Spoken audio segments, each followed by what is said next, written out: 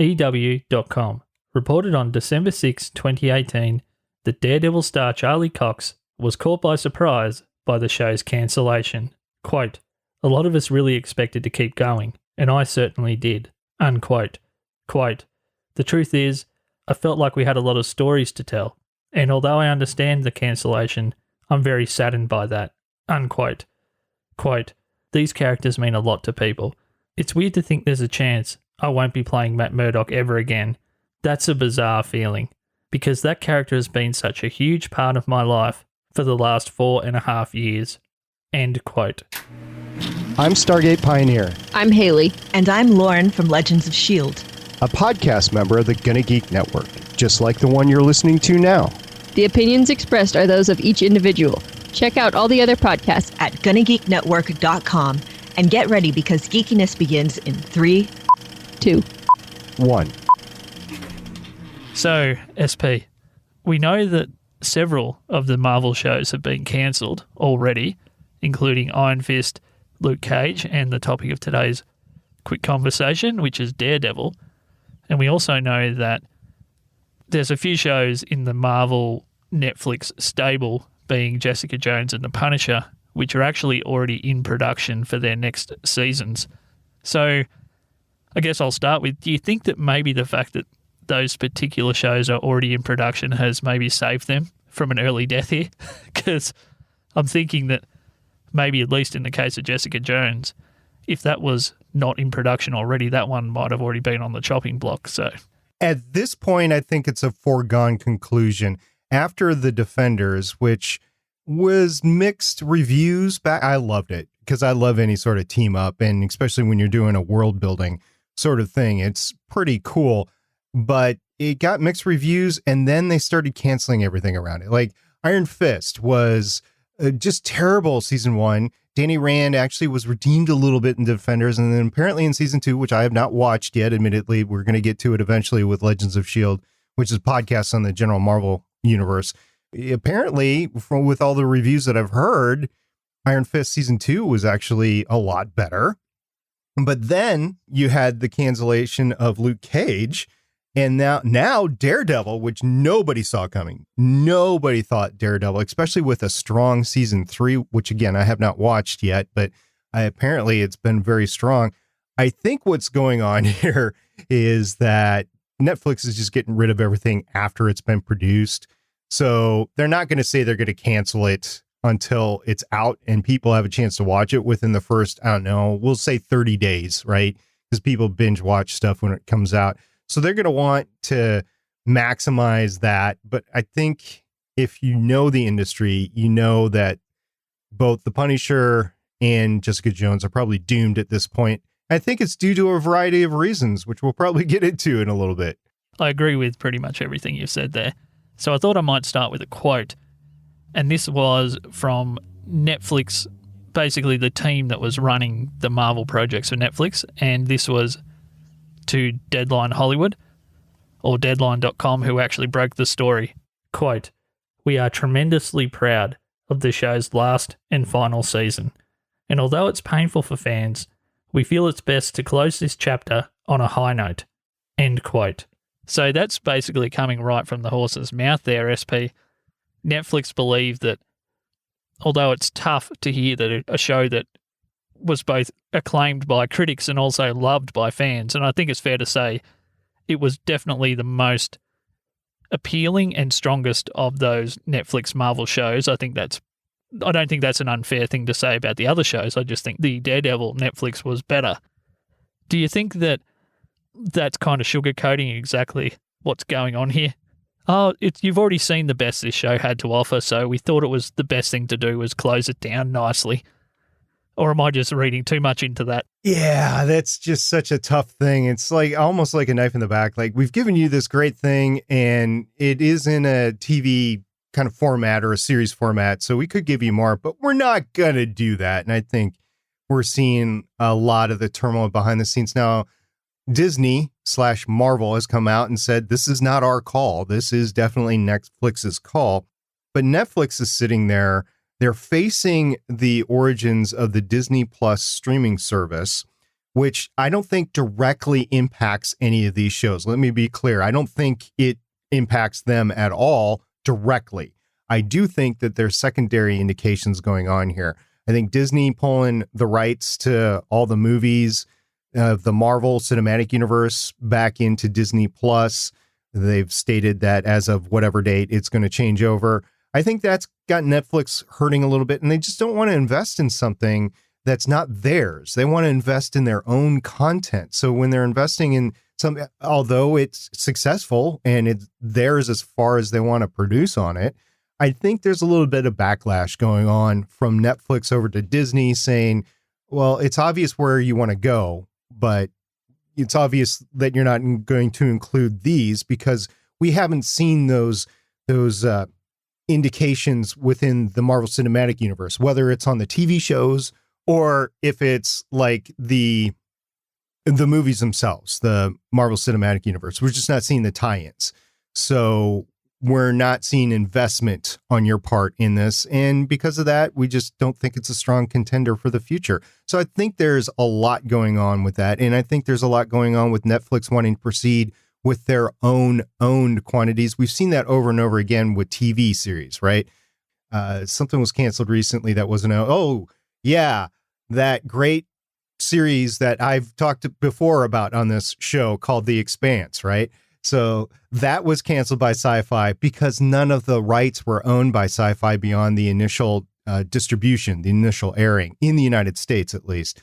So I think we're seeing a little bit of that in Netflix. And because we're not seeing any of the ratings for these shows, like Netflix doesn't divulge how many people have viewed them, then we're not really getting a sense of how successful or unsuccessful they are.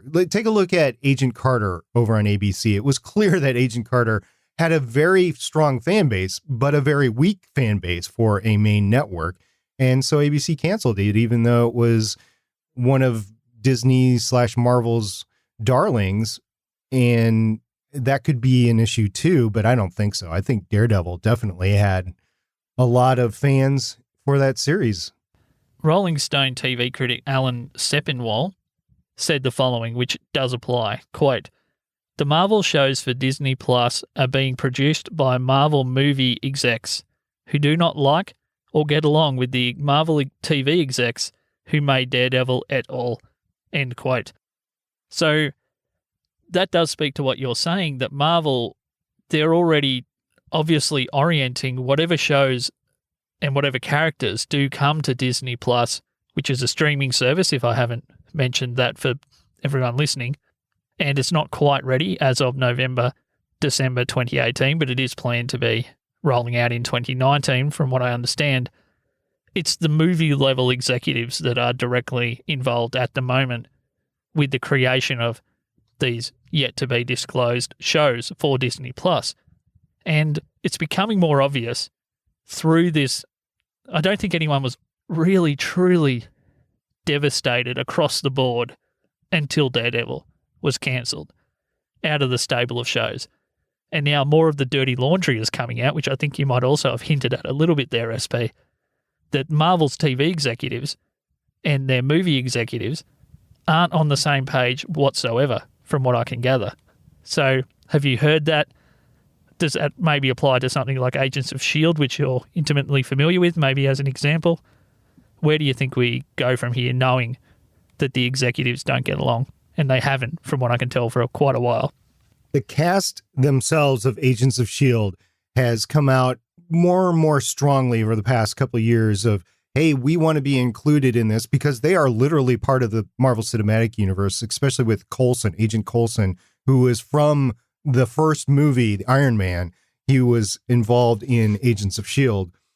And the cast, when pressed, Chloe Bennett is one of them that I remember, but it's not just her. It's been several of them have said that, yeah, the Marvel Cinematic Universe execs just don't give them the time of day. And part of it is because of the production issues between the cinematic universe and the TV universe. It was very, very, very difficult for them to do the first season of Agents of S.H.I.E.L.D. with that crossover into Captain America Winter Soldier in the middle or towards the end of season 1 of Agents of S.H.I.E.L.D. Very difficult for them to do.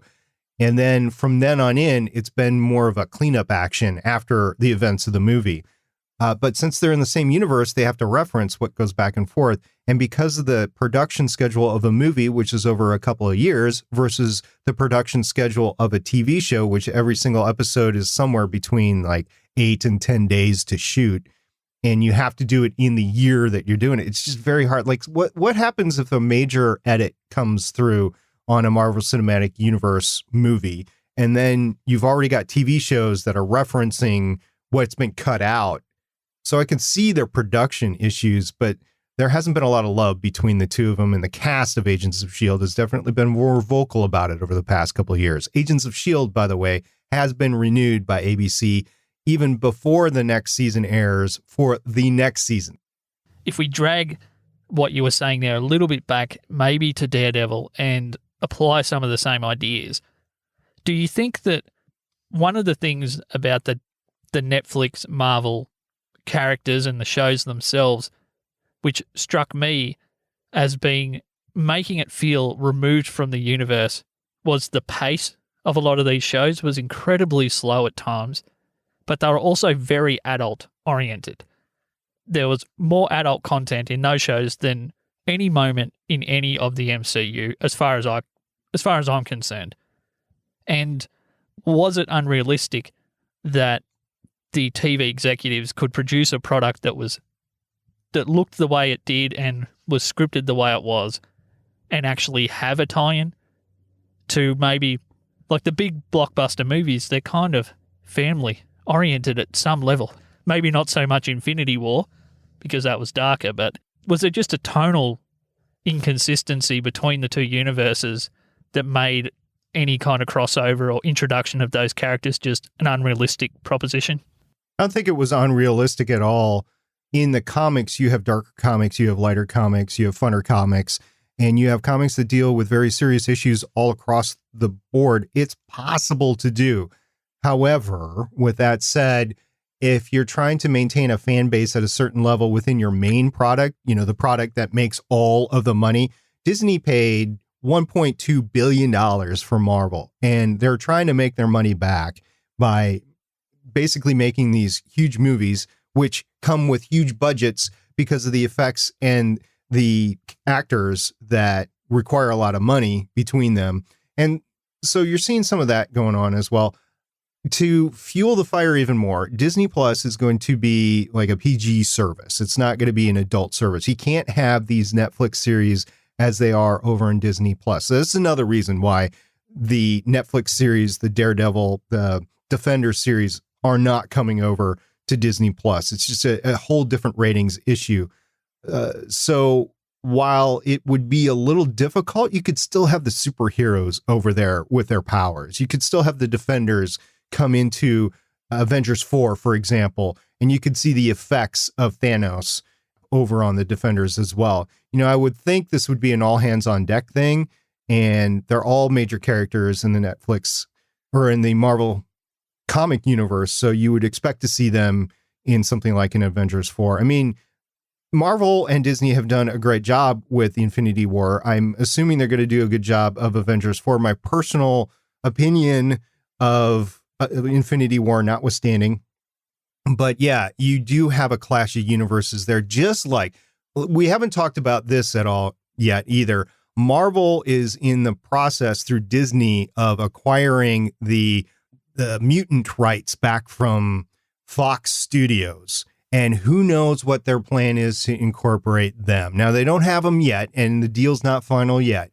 But I'm banking on getting those character rights back. And that could be another reason why there is no love for the Netflix, because, hey, we have all these other characters to deal with now, too.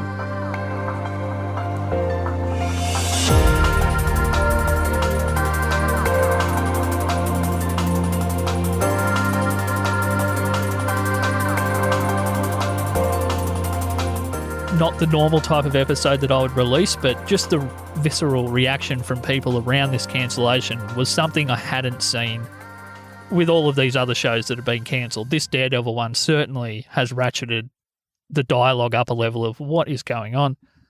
This show's so good, how could you possibly cancel it? Particularly after what was a pretty astounding third season. So is there anything else that you'd like to source or maybe just, speculate about when it comes to these shows going forward, or anything else in general you wanted to mention which may be Marvel related before we get going for today, SP? Yeah, the final thing I'll throw into the mix that's probably outside the box and people might not be considering is Disney, which owns the Marvel property, also owns Star Wars. And recently there's been enough of a fan backlash is a harsh term. There's been turmoil in the Star Wars fandom right now.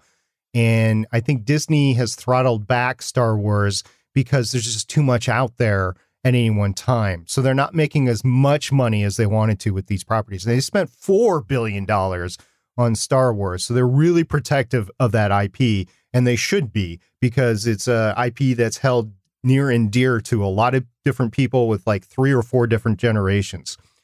So I think Marvel might be thinking the same thing with their IP and not wanting to really invest in extraneous stuff like the Defenders because they don't want burnout. And I think we're quickly approaching the point where you might get burnout. We've already seen it in the DC universe, probably because of the bungling of the movies over there. But Marvel has stood strong. And I think to be protective of that, they might think about throttling back a little bit so that they're not throwing too much out there. I mean, we could get into the whole Guardians of the Galaxy thing as well and where that stands and where that doesn't stand right now. I mean, Disney and Marvel are dealing with stuff in the Marvel universe and in terms of production of the property. And I think this is just a note that they think is a stretch too far at the moment. And I think that should be into consideration with this as well. Once again, Disney and Marvel had no say in this whatsoever. It is a secondary conversation. It's a secondary factor of what's going on. It's not Netflix saying Disney is telling us to cancel it. It's just Netflix is taking a look at both their internal products and what's going on in Disney, and they're seeing the light and they're going, maybe we need to shut this down before it gets to a point where the product doesn't mean anything anymore. Because they have said, and correct me if I'm wrong, Josh, because you've done some research on here, they've said that the properties will still remain streaming on Netflix for a very long time. Yeah. So they want to be protective of this for the long term. Yeah, as per the original deal, which was a multi-series deal over a very long period of time. I think that was signed or at least first proposed in 2013, and it's far from being done. So maybe they are just trying to lock away these properties while they're strong, while they still have buzz and critical acclaim and all those things that Netflix seem to be more and more fascinated with, about having really highly acclaimed properties. Maybe they don't want a 7-series burnout for these properties. And there's obviously things that they're doing, including making movies now, that maybe are just far, far more important to them long term because they own the IP for, ad infinitum sort of thing, as opposed to at some point having to return that back to Marvel or Disney or whoever at some point in the future. Okay, SP, did you want to let us know where you're from, where people can hear Legends of S.H.I.E.L.D. may be the most appropriate if you're a fan of what you're listening to right at the moment? Yeah, Legends of S.H.I.E.L.D. has been a podcast on the Marvel Cinematic Universe since the inception of Agents of S.H.I.E.L.D., so it's going on 5 years now. And that is over at the GonnaGeek.com network. And it's a weekly podcast right now that I'm recording with 3 wonderful ladies that know a heck of a lot more about the Marvel Universe than I do. And it's been a joy over the past 5 years, from the transformations of the Marvel Cinematic Universe, of Agents of S.H.I.E.L.D., as well as Legends of S.H.I.E.L.D., which is the podcast that I do. And that is also a network where this show is, and I'm proud to be a part of the network that has both shows on it.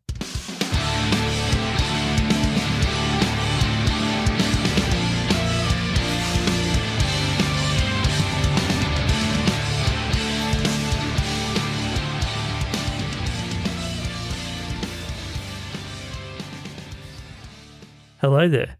If you're still listening to this, you're a prime candidate for checking out the Gonna Geek Discord server. Go to gonnageek.com/Discord and accept the invitation, and you'll be able to speak to people like myself, SP, who you heard today, and all the other fantastic hosts from Gonna Geek. And I'll be brutally honest, I wasn't too sure how personally I felt about things like Discord up until about 3 or 4 months ago when I started using the platform. And it's really, really fun. And you get to just hang out with cool people. The way the platform works, you don't have to worry about trolls, etc. There's a gamification element that even that part of it is winning me over. And I'm not the most easily won over person. I tend to be a little bit serious a lot of the time. GonnaGeek.com/Discord and at Joshua C. Liston on Twitter, Instagram, and Facebook. Okay, catch ya.